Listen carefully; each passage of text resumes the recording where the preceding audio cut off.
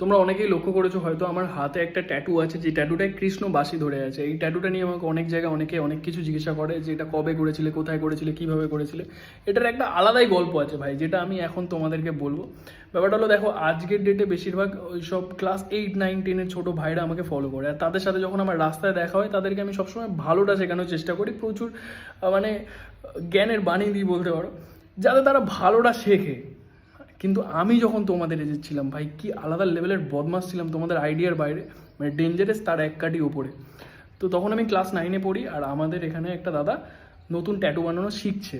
সে সবাইকে ফ্রিতে বানিয়ে দিচ্ছে, কম পয়সায় বানিয়ে দিচ্ছে। তো আমারও মনের মধ্যে কিছু একটা চললো, আমি গেলাম দাদার কাছে, গিয়ে বললাম দাদা আমাকে একটা ট্যাটু বানিয়ে দাও। দাদা বললো কী ট্যাটু? আমি বললাম এরকম। তো বানিয়ে দেওয়ার পর হলো মেন খেলা শুরু। বাড়ি আসলাম, সে আলাদা লেভেলের জুতো পেটা চলছে ভাই। আমার মা এদিক দিয়ে মারছে, বাবা এদিক দিয়ে মারছে, পাস পাস করে মারছে আমাকে।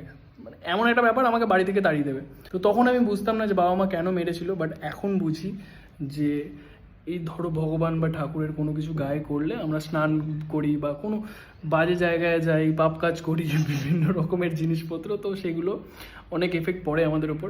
আমি হয়তো খুব তাড়াতাড়ি আবার একটা ট্যাটু করব, যদি তোমাদের কোনো আইডিয়াস থাকে আমাকে দিও। আমি বাহাতের ফোরামে করবো এবার আর কোনো ঠাকুর বা কোনো কিছুর নিয়ে করব না, এবার অন্য রকম একটুখানি জিওমেট্রিক ডিজাইনের ওপর করতে পারি।